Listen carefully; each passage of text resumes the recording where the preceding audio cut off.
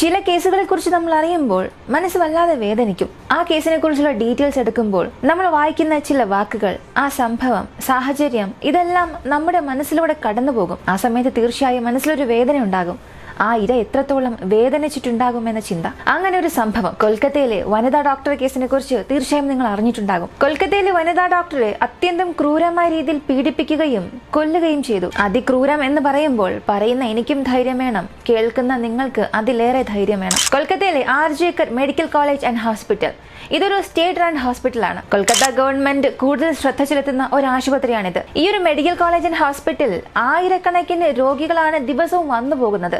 1500 കൂടുതൽ രോഗികൾ അവിടെ അഡ്മിറ്റഡ് ആണ്. ഇത്രയും പേർക്ക് ചികിത്സ നൽകുന്ന വളരെ പ്രധാനപ്പെട്ട ഒരു ആശുപത്രി. 250 MBBS, 170 PG സീറ്റ്സ് ഉണ്ട്. അതായത് പഠിച്ചുകൊണ്ടിരിക്കുമ്പോൾ തന്നെ അവിടെ പ്രാക്ടീസ് ചെയ്യുന്നവർ, അവരാണ് ഈ 175 പേർ. ആ 175 PG ഡോക്ടേഴ്സിൽ 31 വയസ്സുള്ള PG ട്രെയിനി ഡോക്ടർ ഓഗസ്റ്റ് മാസം 8-ാം തീയതി തന്റെ സർവീസ് എല്ലാം അവസാനിപ്പിച്ചിട്ട്, അന്ന് ഒരുപാട് രോഗികൾ ഉണ്ടായിരുന്നത് കൊണ്ട് തന്നെ അത്രയേറെ ക്ഷീണിതയുമായിരുന്നു അവർ. ഇപ്പൊ PG ഡോക്ടറും കൂടെ ഒരു 2 ഫ്രണ്ട്സും എല്ലാവരും ചേർന്ന് ഫുഡ് ഓർഡർ ചെയ്തു, കഴിക്കുകയും ചെയ്തു. കൂടെ ഉണ്ടായിരുന്ന 2 സുഹൃത്തുക്കൾ ഡ്യൂട്ടിക്കായി പോകുന്നു. PG ഡോക്ടർ മാത്രം ഒരല്പസമയം പഠിച്ചിട്ട് ഒന്ന് ഉറങ്ങാമെന്ന് കരുതി ആ ആശുപത്രിയിലെ തന്നെ ചെസ് ഡിപ്പാർട്ട്മെന്റിന്റെ സെമിനാർ ഹാളിലേക്ക് പോകുന്നു. ഏകദേശം ഒരു 3 മണിയോട് കൂടിയായിരുന്നു ഈ സെമിനാർ ഹാളിലേക്ക് പോയത്. ക്ഷീണത്തിൽ അവിടെ തന്നെ ഉറങ്ങാനും തുടങ്ങി. അടുത്ത ദിവസം 9-ാം തീയതി ആ സ്ഥലം വൃത്തിയാക്കാനായി ജോലിക്കാർ വരുമ്പോഴാണ് ഒരു കാര്യം ശ്രദ്ധിച്ചത്. അർദ്ധനഗ്നയായി ഒരു പെൺകുട്ടി അവിടെ മരിച്ചു കിടക്കുന്നത്. ഇത് കണ്ട ആർക്കും പെട്ടെന്നൊന്നും മനസ്സിലായില്ല. സെമിനാർ ഹാളിൽ ഇങ്ങനെ ഒരു ദാരുണമായ കാഴ്ച. പെട്ടെന്ന് ഡോക്ടേഴ്സ് എല്ലാം അതിനുള്ളിലേക്ക് കയറി വരുന്നു. പോലീസും സംഭവ സ്ഥലത്തെത്തി. പെട്ടെന്ന് തന്നെ CCTV ക്യാമറകളെല്ലാം പരിശോധിക്കുന്നു. ആരായിരിക്കാം ഇതിന് പുറകിലെന്നുള്ള എല്ലാ പരിശോധനകളും നടത്തുന്നു. കാരണം ആയിരക്കണക്കിന് രോഗികളുള്ള ഒരു ആശുപത്രി, ഇവിടെ ഇതെങ്ങനെ സംഭവിച്ചുവെന്ന് തുടക്കത്തിൽ ആർക്കും ഒന്നും മനസ്സിലായില്ല. ഏകദേശം ഒരു 6 മണിക്കൂർ തിരച്ചിലിനും അന്വേഷണത്തിനും ഒടുവിൽ ഒരു കാര്യം മനസ്സിലായി. അതും CCTV ഫുട്ടേജിലൂടെയായിരുന്നു പോലീസിന് വ്യക്തമായത്. വെള്ളിയാഴ്ച രാവിലെ 4 മണിക്ക് സഞ്ജയ് റോയ് എന്നയാൾ ആ സെമിനാർ ഹാളിനുള്ളിലേക്ക് വന്നിട്ടുണ്ട്. അവൻ അതേ ആശുപത്രിയിൽ സിവിക് വോളണ്ടിയറായി ജോലി ചെയ്യുന്നവനാണ്.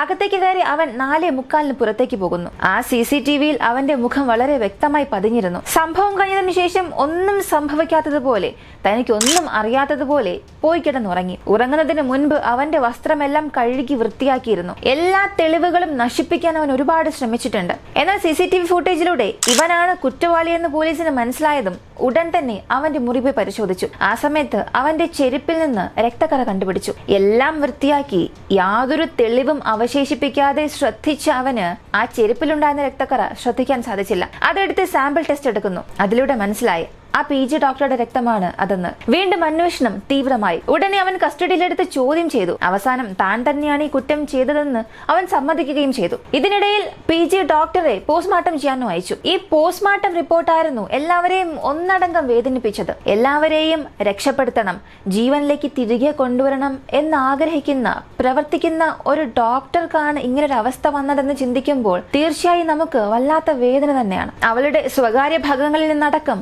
ബ്ലീഡിംഗ് ഉണ്ടായിരുന്നു. സഞ്ജയ് റോയ് അവളെ മർദ്ദിക്കുമ്പോൾ ആ മർദ്ദനമേറ്റ് കണ്ണാടി പൊട്ടി അതിന്റെ ചില്ലുകൾ കണ്ണിൽ കുത്തിക്കയറി. കണ്ണിൽ നിന്നും രക്തസ്രാവം ഉണ്ടായി. മൂക്കിലും വയറിലും അടക്കം വലിയ രീതിയിലുള്ള ക്ഷതമേറ്റിട്ടുണ്ട്. അതായത് അതിക്രൂരമായ പീഡനമാണ് ഈ കൊലപാതകത്തിന് മുൻപ് ആ ഡോക്ടർ അനുഭവിച്ചത്. അതിനുശേഷം കഴുത്ത് ഞെരിച്ചാണ് ഈ പ്രതി, സഞ്ജയ് റോയ് എന്ന പ്രതി, അവളെ കൊന്നത്. ഈ പോസ്റ്റ്മോർട്ടം റിപ്പോർട്ട് പുറത്തു വരുന്നതിന് മുൻപ് തന്നെ ഒരു പ്രതിഷേധം അവിടെ ആരംഭിക്കാൻ തുടങ്ങി. ഇങ്ങനൊരവസ്ഥ ഒരു ട്രെയിനി ഡോക്ടർക്ക് അവിടെ സംഭവിച്ചു എന്നുണ്ടെങ്കിൽ ഗവൺമെന്റ് എന്താണ് ചെയ്യുന്നത്? തീർച്ചയായും ഇതിന് നീതി ലഭിക്കണമെന്നുള്ള എല്ലാവരുടെ ശബ്ദവും അവിടെ പൊങ്ങി വരാൻ തുടങ്ങി. ഇത് പോലീസിനും ഗവൺമെന്റിനും വലിയ സമ്മർദ്ദത്തിനിടയായി. വെസ്റ്റ് ബംഗാൾ CM മമതാ ബാനർജി ഉടൻ തന്നെ ഓർഡർ പുറത്തിറക്കാൻ തുടങ്ങി. തുടർന്നുള്ള അന്വേഷണത്തിൽ ഈ സഞ്ജയ് റോയുടെ ബാക്ക്ഗ്രൗണ്ട് പോലീസ് പരിശോധിക്കുന്നു.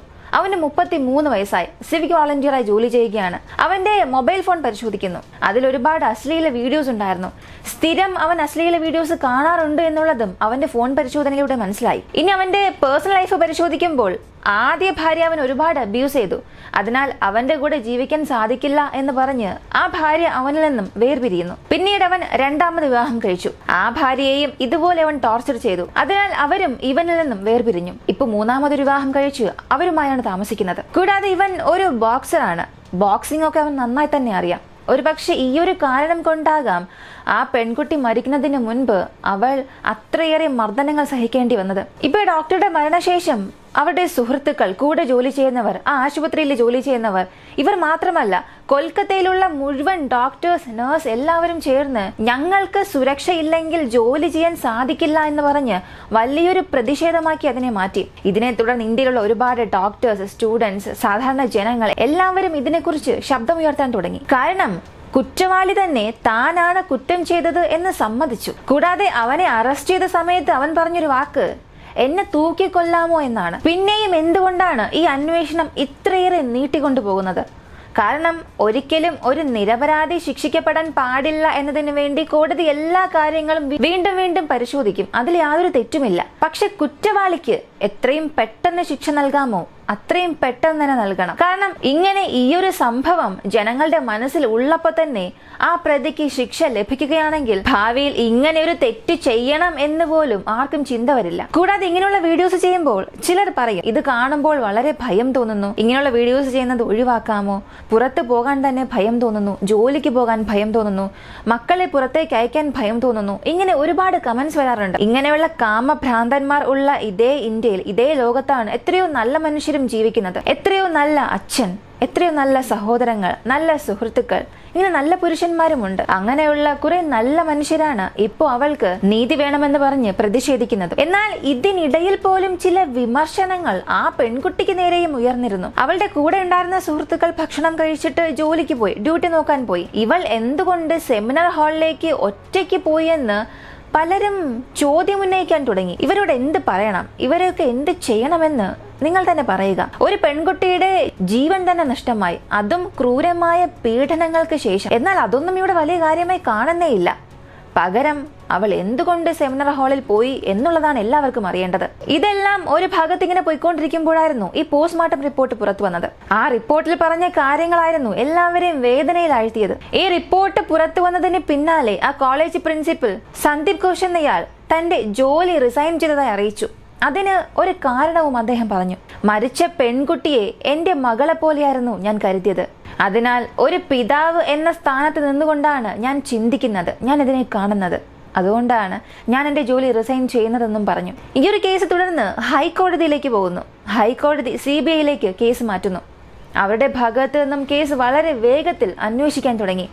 CBI ഈ ഒരു കേസിലേക്ക് വന്നതിന് ശേഷമാണ് പല സത്യങ്ങൾ വീണ്ടും അറിയാൻ തുടങ്ങിയത്. ഡോക്ടർ സുബർണഹോ സ്വാമി, ഇദ്ദേഹം additional general secretary of all India federation of government doctor, ഇദ്ദേഹം ചില കാര്യങ്ങൾ പുറത്തുവിട്ടു. ആദ്യം ഈ സംഭവം നടന്ന അന്നത്തെ ദിവസം ഗവൺമെന്റ് ഹോസ്പിറ്റലിൽ നിന്നും അവിടെയുള്ള ലാൻഡ് ലൈനിൽ നിന്നും ആ പെൺകുട്ടിയുടെ അച്ഛനും അമ്മയ്ക്കും ഒരു കോള് പോയിട്ടുണ്ട്.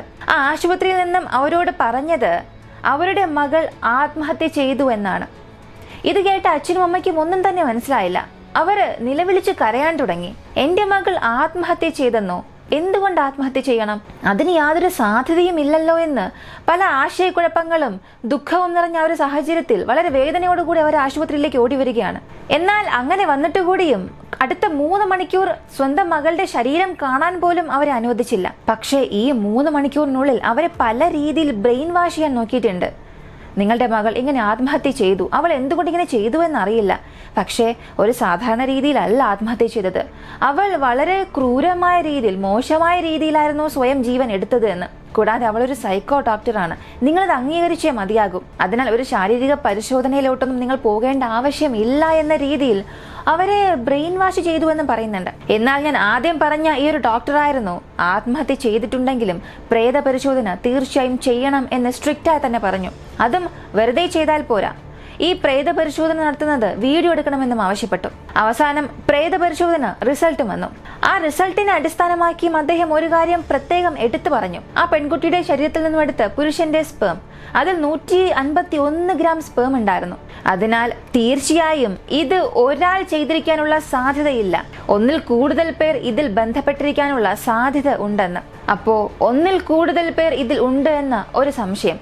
കൂടാതെ മാതാപിതാക്കളെ ആദ്യമേ തന്നെ ബ്രെയിൻ വാഷ് ചെയ്യാൻ ശ്രമിച്ചു. അത് മറ്റൊരു സംശയത്തിന് കാരണമായി. അടുത്ത കാര്യം, സെമിനാർ ഹാളിലായിരുന്നു ഈ ഒരു സംഭവം നടന്നത്. ആ പെൺകുട്ടിക്ക് ഇങ്ങനെയൊക്കെ സംഭവിച്ചു. ജീവനറ്റ അവസ്ഥയിൽ അർദ്ധനഗ്നയായി ആ പെൺകുട്ടി ആ സെമിനാർ ഹാളിൽ കിടക്കുന്നു. ആ സെമിനാർ ഹാളിന്റെ ചുമർ ഈ കേസ് നടന്നുകൊണ്ടിരിക്കുന്ന ആ ഒരു സമയത്ത് തന്നെ ഇടിച്ചു പൊളിക്കുകയാണ്. കേസ് നടന്നുകൊണ്ടിരിക്കുന്നു. കേസ് പോലീസിൽ നിന്നും CBIയിലേക്ക് പോകുന്നു. CBI വന്ന് നോക്കിയിട്ട് ആദ്യം ചോദിച്ചൊരു കാര്യം, ഈ കേസ് നടന്നുകൊണ്ടിരിക്കുന്നു, അപ്പോൾ എന്തുകൊണ്ട് ഇങ്ങനെ ഒരു സാഹചര്യത്തിൽ നിങ്ങൾ ഈ ചുമർ എന്തുകൊണ്ട് പൊളിച്ചു എന്ന് ചോദിച്ചു. ഇതിന് അധികാരികൾ പറഞ്ഞൊരു മറുപടി, ഇവിടെ ഉറങ്ങാൻ സൗകര്യമില്ല എന്ന് ഡോക്ടേഴ്സ് പറയുന്നുണ്ട്. ഇതവർ പല മാസങ്ങളായി പല വർഷങ്ങളായി പറയുന്ന ഒരു കാര്യമാണ്. അതിനാൽ അവർക്ക് ഉറങ്ങാൻ സ്ഥലമില്ലാത്തത് കൊണ്ട് ഈ സെമിനാർ ഹാളിന്റെ ചുമർ ഇടിച്ച് അവർക്ക് വിശ്രമിക്കാൻ ഒരു മുറി പണിയാൻ പോകുന്നുവെന്ന്. അതായത് ആടിനെ തന്നെ പട്ടിയാക്കുന്ന രീതിയിലുള്ള ഒരു ഉത്തരമായിരുന്നു അവരുടെ ഭാഗത്തു നിന്ന് വന്നത്. ഇതും എല്ലാവർക്കും വലിയ സംശയങ്ങൾക്കും ചോദ്യങ്ങൾക്കും കാരണമായി. അപ്പോ തെളിവുകൾ മറയ്ക്കാനാണോ ഇത് പൊളിച്ചു കളഞ്ഞത് എന്നൊരു ചോദ്യം എല്ലാവർക്കും വരാൻ തുടങ്ങി. നിങ്ങൾ തന്നെ ഒന്ന് ചിന്തിച്ചു നോക്കുക. സാധാരണ റോഡിൽ ഇങ്ങനൊരു സംഭവം നടന്നാൽ പോലും നമുക്ക് വല്ലാതൊരു ഭയം തോന്നും. ഇത് അവർ ജോലി ചെയ്യുന്ന ഒരു സ്ഥലം, സുരക്ഷിതമായ സ്ഥലം എന്നവർ വിശ്വസിക്കുന്ന ഒരു സ്ഥലം. അവിടെ 36 മണിക്കൂറും ജോലി ചെയ്യുന്ന ഡോക്ടർ. മരിച്ച പെൺകുട്ടി 24 മണിക്കൂറിൽ കൂടുതൽ അവിടെ ജോലി ചെയ്തിട്ടുണ്ടായിരുന്നു അന്ന്. എന്നിട്ടാണ് അല്പം ഒന്ന് വിശ്രമിക്കാൻ ആ ഒരു ഹാളിലേക്ക് പോയത്. അവിടെ വെച്ചാണ് ആ പെൺകുട്ടി ഇങ്ങനൊരു സംഭവം തന്നെ നടന്നത്. അപ്പോ നിങ്ങൾ അവിടെ വിശ്രമിക്കാൻ ഒരു മുറി പണിയണം എന്ന ചിന്തയിലാണ് ആ മതിൽ ഇടിച്ചു കളഞ്ഞതെന്ന് നോക്കിയാലും, അവിടെ ഒരു മുറി പണിത് കഴിഞ്ഞാൽ അവിടെയുള്ളവർക്ക് അവിടെ സുഖമായി ഉറങ്ങാൻ സാധിക്കുമോ? നേരത്തെ തന്നെ സുരക്ഷിതമായ ഒരു സ്ഥലമെന്ന് പ്രവർത്തിച്ചു കൊണ്ടിരുന്ന ഒരു സ്ഥലത്തായിരുന്നു ഇങ്ങനൊരു സംഭവം നടന്നത്. അത് തന്നെ നമ്മുടെ മനസ്സിൽ ഇങ്ങനെ വീണ്ടും വീണ്ടും വന്നു പോകും. അങ്ങനെ ഒരു സമയത്ത് നിങ്ങൾക്ക് വിശ്രമിക്കാനാണ്, നിങ്ങൾക്ക് ഉറങ്ങാൻ വേണ്ടിയാണ് ഇവിടെ ഒരു മുറി പണിയാനായി ഈ മതിൽ ഇടിച്ചു കളയുന്നതെന്നവർ പറയുമ്പോൾ അതെത്ര തമാശ നിറഞ്ഞൊരു കാര്യമാണ്. തീർച്ചയായും അത് കേൾക്കുന്നവർക്ക് ചിരി മാത്രമേ വരൂ. ഇതേ ചോദ്യമാണ് CBIയും അവരോട് ചോദിച്ചത്. ഒരു പ്രതിഷേധത്തിൽ തുടങ്ങി സോഷ്യൽ മീഡിയയിലൂടെ ഇത് വളർന്ന് ലോകം മുഴുവനും ഇതിനെക്കുറിച്ച് പല ചോദ്യങ്ങൾ ചോദിക്കാൻ തുടങ്ങിയപ്പോഴാണ് ഈ CBI അകത്തേക്ക് വന്നതും ഇത്രയും കാര്യങ്ങൾ മനസ്സിലാക്കാൻ സാധിച്ചതും. കൂടാതെ ആ ഗവൺമെന്റ് ഹോസ്പിറ്റലിലെ ഒരു ഡോക്ടർ തന്നെ മുന്നിലേക്ക് വന്ന് പല കാര്യങ്ങൾ പറഞ്ഞതുകൊണ്ട് അങ്ങനെയും ചില സത്യങ്ങൾ അറിയാൻ സാധിച്ചു. പക്ഷേ ഇതെല്ലാം ഒരു പ്രൈവറ്റ് ഹോസ്പിറ്റൽ നടന്നുവെന്നുണ്ടെങ്കിൽ എന്തായിരിക്കും അവസ്ഥ? പണം കൊടുത്ത് എല്ലാം മൂടി മറയ്ക്കാനല്ലേ എല്ലാവരും ശ്രമിക്കുകയുള്ളൂ. ഇങ്ങനെയും പലരും ചോദ്യം ചോദിക്കുന്നുണ്ട്. നമ്മൾ 2-3 ദിവസങ്ങൾക്ക് മുൻപാണ് 2012 നടന്ന നിർഭയ കേസിനെ കുറിച്ച് സംസാരിച്ചത്. 2012 നടന്ന ആ ഒരു സംഭവത്തിന് 2020 അതിൽ 4 പേർക്കും വധശിക്ഷ നൽകിയത്. അതുപോലെ ഈ ഒരു കേസിൽ ഉൾപ്പെട്ടിട്ടുള്ളത് ഒരാളാണെന്ന് പറയുന്നുണ്ട്. പക്ഷേ ഒന്നിലേറെ പേരുണ്ടാകാം എന്നുള്ള സംശയമുണ്ട്. ചില രീതിയിൽ അത് ഉറപ്പിക്കാൻ നമുക്ക് സാധിക്കുന്നുണ്ട്. എത്ര പേരുണ്ടെങ്കിലും അത്രയും പേർക്ക് നിയമം നൽകുന്ന, അവർ അർഹിക്കുന്ന പരമാവധി ശിക്ഷ നൽകണം. അത് എത്രയും പെട്ടെന്ന് നൽകണം. നിർഭയ കേസ്, ആ ഒരു കേസിലൂടെയായിരുന്നു അവൾക്ക് നിർഭയ എന്ന പേര് കൊടുത്തത്. ഇന്ത്യയുടെ മകളാക്കി അവളെ മാറ്റി. കാരണം അവൾ അനുഭവിച്ച ക്രൂരതകൾ അത്രയേറെയായിരുന്നു. ആ സമയത്ത് ഒരുപാട് നിയമങ്ങൾ കൊണ്ടുവന്നു. എന്നാൽ ആ നിയമങ്ങളെല്ലാം എന്തിന്, അതെല്ലാം എവിടെ എന്നൊരു ചോദ്യം ഇവിടെ വരുന്നുണ്ട്. ഈ നിയമങ്ങളെല്ലാം കൊണ്ടുവന്നിട്ട് എന്ത് പ്രയോജനം ഇവിടെ ഉണ്ടായി? അപ്പോൾ നിയമങ്ങൾ കൊണ്ടുവരുന്നതിലല്ല കാര്യം, അത് പ്രാവർത്തികമാക്കണം. ആ നിയമങ്ങളെ ജനങ്ങളുടെ മുൻപിൽ വെച്ച് തന്നെ നടപ്പിലാക്കി കാണിക്കണം.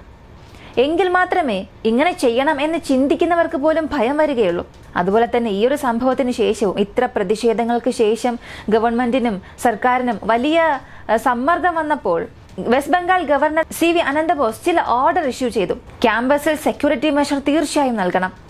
ഫീമെയിൽ സ്റ്റുഡൻസിനുള്ള സുരക്ഷ വർദ്ധിപ്പിക്കണം. ടീച്ചിങ്, നോൺ ടീച്ചിങ് സ്റ്റാഫ്സ് ആർക്കായാലും അവർക്കുള്ള സുരക്ഷയും ഉറപ്പാക്കണം. ഇപ്പോഴും എനിക്ക് തോന്നുന്നത് എന്തിനീ നിയമങ്ങൾ? തെറ്റ് ചെയ്യുന്നവന് അന്നും ഇന്നും യാതൊരു മാറ്റവുമില്ല. നിയമങ്ങളിൽ മാറ്റം വരുന്നുണ്ട്, പക്ഷെ തെറ്റുകളിൽ യാതൊരു മാറ്റവും വരുന്നില്ല. അതിന് കാരണം ചെയ്യുന്ന തെറ്റിനനുസരിച്ചുള്ള പരമാവധി ശിക്ഷ നൽകാത്തത് കൊണ്ടാണ്. അതും ഉടൻ തന്നെ നടപ്പാക്കാത്തത് കൊണ്ടാണ്.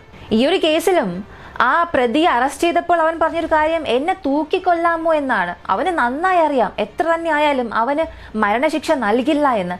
കാരണം നമ്മുടെ നിയമം അത്രയും ദുർബലമാണെന്നുള്ളത് ഏതൊരു ചെറിയ കുഞ്ഞിനും മനസ്സിലാകുന്ന കാര്യമാണ്. ആ നിയമത്തിലെ പോരായ്മകളെല്ലാം ഉപയോഗിച്ചുകൊണ്ടാണ് ഇങ്ങനെയുള്ള കുറ്റകൃത്യങ്ങളുടെ എണ്ണവും കൂടിക്കൊണ്ടിരിക്കുന്നത്. അപ്പോൾ നിയമങ്ങളിൽ ഭേദഗതി വരുത്തിയിട്ട് യാതൊരു കാര്യവുമില്ല. നിലവിലുള്ള നിയമങ്ങൾ ഉപയോഗിച്ചുകൊണ്ട് തന്നെ തെറ്റ് ചെയ്യുന്നവന് ശിക്ഷ നൽകണം. അതും എത്രയും പെട്ടെന്ന് തന്നെ നൽകണം.